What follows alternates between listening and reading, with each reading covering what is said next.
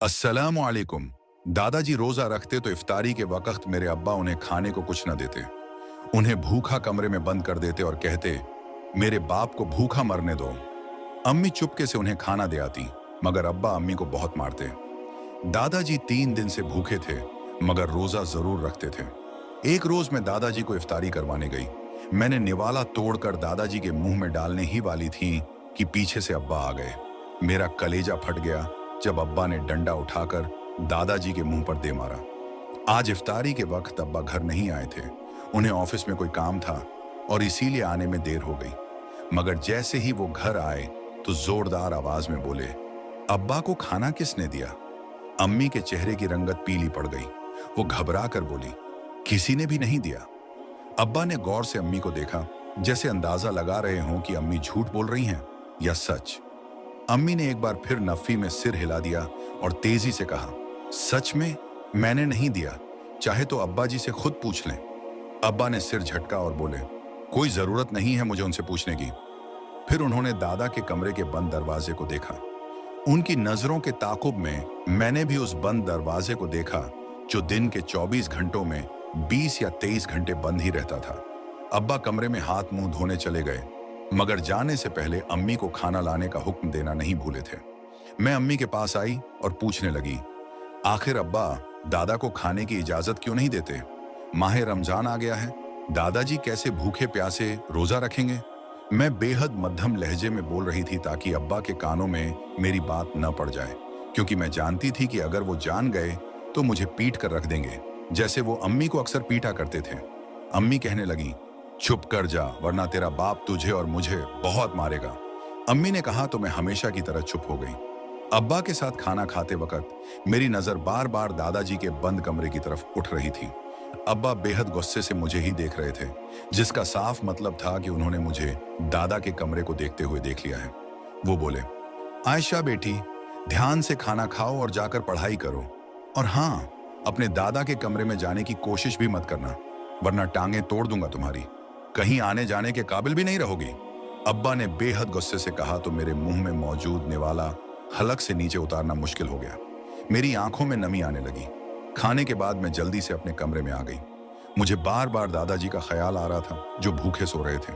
वो लगातार रोजा भी रख रहे थे। मेरा दिल दादाजी के लिए बेहद परेशान था, मगर यह पहली बार नहीं था कि वो भूखे सो रहे थे। इससे पहले भी कई बार ऐसा हुआ था कि अब्बा ने दादा को खाने से मना कर दिया था। अगर अम्मी चुपके से उन्हें खाना खिला देती तो अब्बा को पता चल जाता और तब वो अम्मी को बहुत मारते और दादा के कमरे को ताला लगा देते। मैंने किताबें बंद की और उठकर बिस्तर पर लेट गई। दादा के बारे में सोचते सोचते नींद में चली गई। फिर अम्मी जान ने सहरी के वक्त मुझे उठाया। अम्मी और मैंने ठीक से सहरी भी नहीं की थी। हम दोनों को बस दादाजी की फिक्र थी। माह रमजान में तो अब्बा को अपने बाप का कुछ ख्याल करना चाहिए था। जब दादाजी की हालत मरने वाली हो जाती तब अब्बा उन्हें कुछ खाने को देते थे, वरना वो कई कई दिन भूखे प्यासे पड़े रहते थे। मैं कॉलेज चली गई।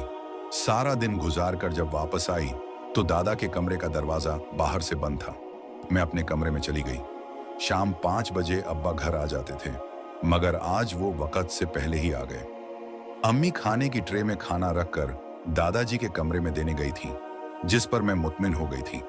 मगर मेरी जान तब निकल गई जब अब्बा ने अम्मी को दादा के कमरे से निकलते देख लिया। वो गुस्से में अम्मी की तरफ बढ़े और उन्हें मारने लगे। मैं खौफ से चीखकर अपनी जगह से उठ खड़ी हुई। अब्बा अम्मी को मारते हुए कमरे में ले जा रहे थे। मैंने उन्हें रोकना चाहा, मगर अब्बा ने इस कदर गुस्से से मुझे देखा कि मैं खौफ से एक ही जगह जमकर रह गई। पहले भी कई बार अब्बा ने अम्मी को सिर्फ इस बात पर मारा था कि अम्मी ने दादा को खाना क्यों दिया। अब्बा ने दादा के कमरे को बाहर से ताला लगा दिया, मगर मैं जानती थी कि कुछ दिन बाद वो खुद ही ये ताला खोल देंगे। मैं हमेशा की तरह आज भी बेहद हैरान, परेशान और उलझी हुई थी। मैं बिस्तर पर लेटी, हाथ में चाबी दबाए, लगातार यही सोच रही थी कि अब्बा और अम्मी दादा के साथ ऐसा क्यों कर रहे हैं। मेरा दिल किसी तरह करार नहीं पा रहा था। मैंने फैसला कर लिया था कि आज रात जैसे ही सब सो जाएंगे, मैं दादा का दरवाजा खोलूंगी और उन्हें कुछ खाने को दूंगी। रात काफी देर तक मैं जागती रही। आखिरकार अम्मी और अब्बा अपने कमरे में चले गए। मैंने कान लगाकर सुना।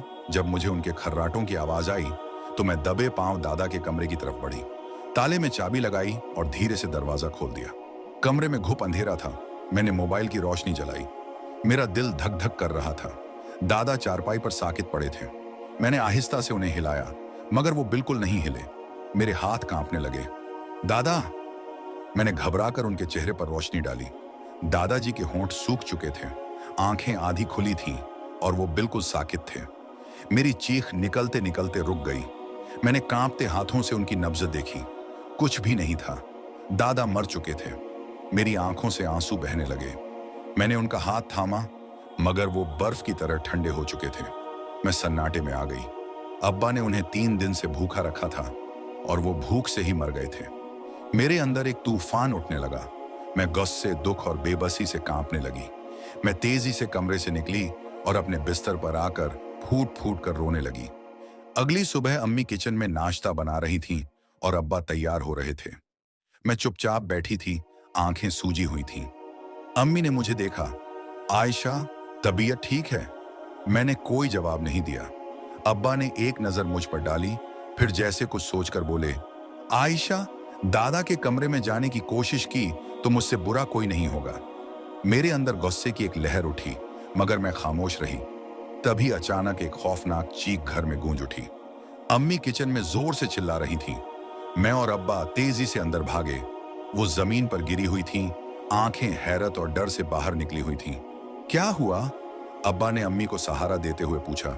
अम्मी ने कांपते हाथों से चूल्हे की तरफ इशारा किया। मैंने वहां देखा तो मेरे जिस्म में झुरझुरी दौड़ गई।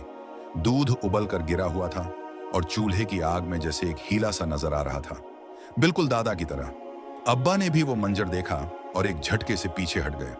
अम्मी का जिस्म लरज रहा था, उनकी आंखें डर से फटी हुई थीं। वो हकलाने लगी। वो दादा थे। अब्बा का चेहरा सफेद पड़ गया। वो आगे बढ़े, मगर जैसे ही उन्होंने चूल्हे की तरफ हाथ बढ़ाया तो आग एक धमाके के साथ भड़क उठी। अम्मी जोर से चीखीं और गिर गईं। अब्बा के हाथ झुलस गए। वो तकलीफ से चिल्लाने लगे। ये तो सिर्फ शुरुआत थी। इसके बाद घर में अजीबोगरीब चीजें होने लगीं। अम्मी को अक्सर ऐसा लगता कि कोई उनके पीछे खड़ा है। वो रातों को उठकर चिल्लाने लगती कि कोई उनका गला दबा रहा है। अब्बा के साथ भी अजीब वाकयात पेश आने लगे। एक रात वो ऑफिस से देर से आए। जैसे ही उन्होंने दरवाजा खोला तो सामने दादाजी की कुर्सी हिलने लगी। हालांकि वहां कोई नहीं था। अब्बा के माथे पर पसीना आ गया। वो तेजी से अंदर भागे, मगर जैसे ही अपने कमरे में पहुंचे, दरवाजा खुद ब खुद बंद हो गया। उनकी चीखों से पूरा घर गूंज उठा। चंद दिनों में अम्मी की हालत खराब होने लगी। वो हर वक्त बड़बड़ाती रहती, उनकी आंखें अंदर ढंसने लगीं और वो खाना पीना छोड़ चुकी थी। उन पर जुनून सा सवार हो गया था और आखिरकार एक दिन वो पागल होकर घर से भाग गईं। उनका कभी कोई पता नहीं चला। अब्बा की हालत भी बिगड़ती जा रही थी। एक दिन मैं उनके कमरे में गई तो देखा कि वो जमीन पर बैठे दीवार को घूर रहे थे, जैसे किसी से बात कर रहे हो। मैंने करीब जाकर सुना। वो हौले हौले बोल रहे थे, अब्बा, मुझे माफ कर दो। मैंने गलती की। उनकी आंखें वहशतजदा हो चुकी थीं। वो हर वक्त डरे डरे रहते, किसी से बात नहीं करते और कई बार रात के वक्त डर से चिल्लाने लगते कि कोई उनके करीब आ रहा है। आखिरकार एक दिन वो भी लापता हो गए। लोगों ने कहा कि वो रात के वक्त कहीं निकले और कभी वापस नहीं आए। कुछ ने कहा कि उन्हें जंगल में किसी ने चीखते हुए देखा था, मगर वो इतनी तेजी से भाग रहे थे कि कोई उन्हें रोक न सका। अब वो कहाँ गए, कोई नहीं जानता। मैं अब भी उसी घर में थी, मगर अब सब कुछ पुरसुकून था। दादा के कमरे का दरवाजा खुला था और मैं वहां जाकर बैठती थी, जैसे वो अब भी मेरे साथ हों। वो जालिम लोग जिन्होंने एक बेबस बूढ़े को भूख से मारा था, खुद भी ऐसे अंजाम को पहुंचे कि दुनिया उन्हें याद करके कांप जाए। कुछ लोग कहते हैं कि वो जंगल में दोनों मरे पड़े थे और जानवर भी उनकी बदबू से भाग रहे थे। उम्मीद करते हैं आपको ये सब कामोज वीडियो रमजान के बारे में अच्छी लगी होगी। इसी तरह की और बेहतरीन वीडियो देखने के लिए हमारे YouTube चैनल सुहैब वॉइस को जरूर सब्सक्राइब करें। शुक्रिया।